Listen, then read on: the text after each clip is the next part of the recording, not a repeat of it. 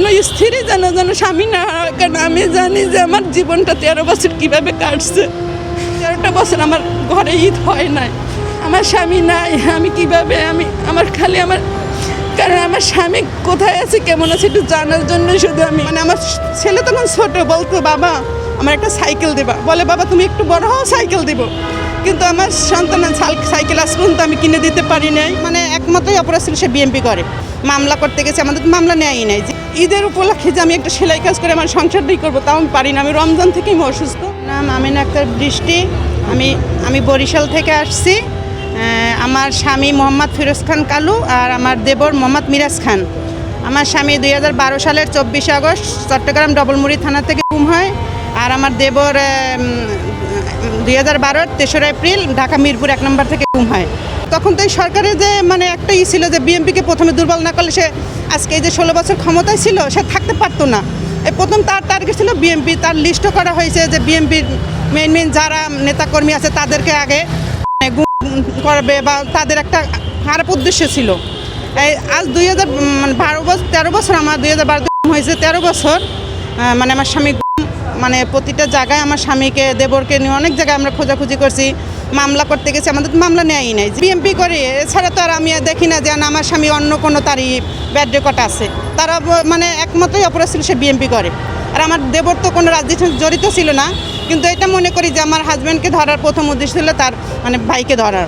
যে হ্যাঁ মাসিক হিসাবে আমার সন্তানের পড়ালেখা হোক বা যেমনি হোক আমার মাসিক 3000 টাকা পাই, তাছাড়া আমি আর কোনো আমি মাসিক বিএমপির পক্ষ থেকে আর কি মাসিক 3000 টাকা আমি পাই। এই দিয়ে কিন্তু একটা পরিবারের একটা মহিলার পক্ষে, কারণ আমার পরিবার তো আমার যে উপার্জন ব্যক্তি আমার স্বামী, আমার শ্বশুর নাই, তাছাড়া আমার মা বাবা নাই।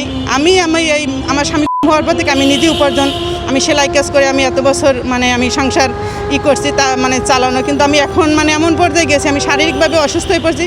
আমার যে সেলাই কাজ তো এটা আমার পক্ষে এখন সম্ভব হয় না। এই ঈদের উপলক্ষে যে আমি একটা সেলাই কাজ করে আমার সংসারটাই করবো তাও আমি পারি না। আমি রমজান থেকেই অসুস্থ। আমার তারেক রহমানের পক্ষে তার কাছে আমার একটাই আবেদন যে আমাদের পরিবারের দিকে যেন একটু সে লক্ষ্য রাখেন। পুরো বরিশালবাসী জানে যে আমার স্বামী তার এক নামে চিনেছে, কালু নামে বলেছেন যে বিএমপি মহানগর যুগ্ম সম্পাদক ছিল আর 20 নং ওয়ার্ডের ছাত্রদল সভাপতি ছিল। আমার ছেলে তখন ছোট, বলতো বাবা আমার একটা সাইকেল দেবা, বলে বাবা তুমি একটু বড় হও সাইকেল দিব।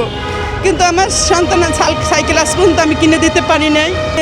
বাসায় থাকতে পারতো না, মামলা হইলে কোথাও ভাঙচুর হইলে আমার স্বামীকে ধরতো, মামলা দিত। তাই এর জন্য একটা ব্যবসার জন্য যে চিটাং যাবে ওখান থেকে, তাই ওই বছর আমাদের ঈদটা বাসায় কাটছে। আমরা আমার শাশুড়ি ছিল বরিশাল, আমার বাসায় কিছু রান্না হয় না, যে কারণ এই জীবনের তার বয়সে প্রথম সে মাছারা ঈদ করে, আমি আমার পরিবার ছাড়া ঈদ করি, আমার কিছু রান্না হয় না। তাই ওইটাও আমার বয়সে ওই দিনটাই আমার কাছে খুব কষ্ট।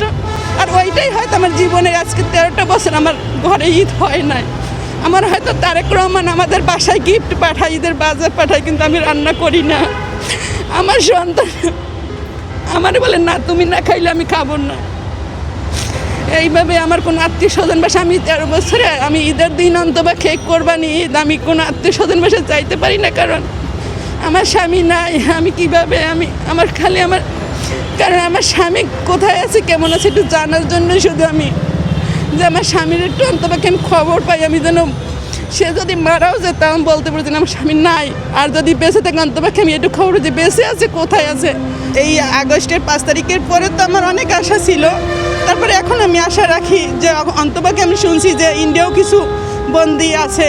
আমার আশা বিশ্বাস যে আমার স্বামী হয়তো বেঁচে আছে, আর বিশ্বাস যে হয়তো আগামী ঈদে আমার স্বামীকে নিয়ে আমি ঈদ করতে পারবো।